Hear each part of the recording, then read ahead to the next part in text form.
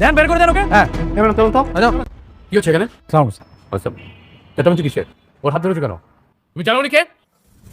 তাহলে কি এবার সবাই জানতে পারবে মেঘলা হচ্ছে বড়লোক ঘরের মেয়ে কি গড়তে চলেছে গরিব ঘরের রাজপুত্র নাটকটির 13তম পর্বে।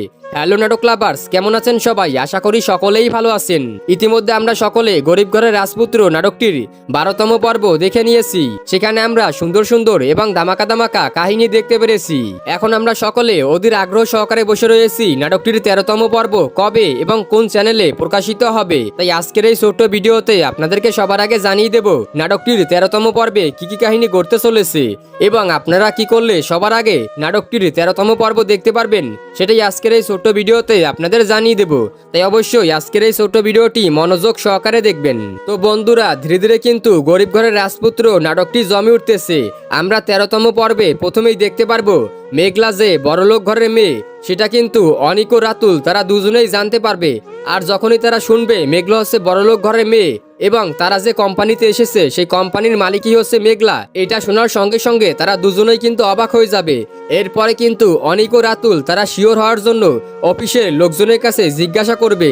তারপরে তারা বলবে এই কোম্পানির মেন মালিক হচ্ছে মেঘলা আপু।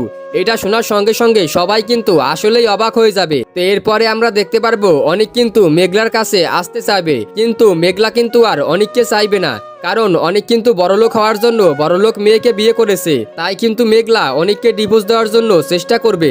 তো এই সকল কাহিনী আমরা দেখতে পারবো নাটকটির 13তম পর্বে। তো আপনাদের কাছে গরিব ঘরের রাজপুত্র নাটকটি কেমন লাগে অবশ্যই কমেন্ট বক্সে কমেন্ট করে জানাবেন।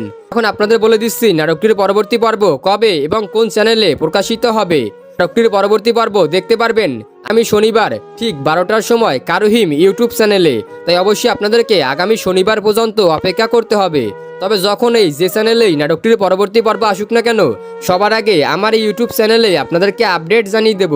তাই অবশ্যই আমার এই ছোট্ট চ্যানেলটি সাবস্ক্রাইব করে পাশের বেল আইকনটি অন করে রাখবেন।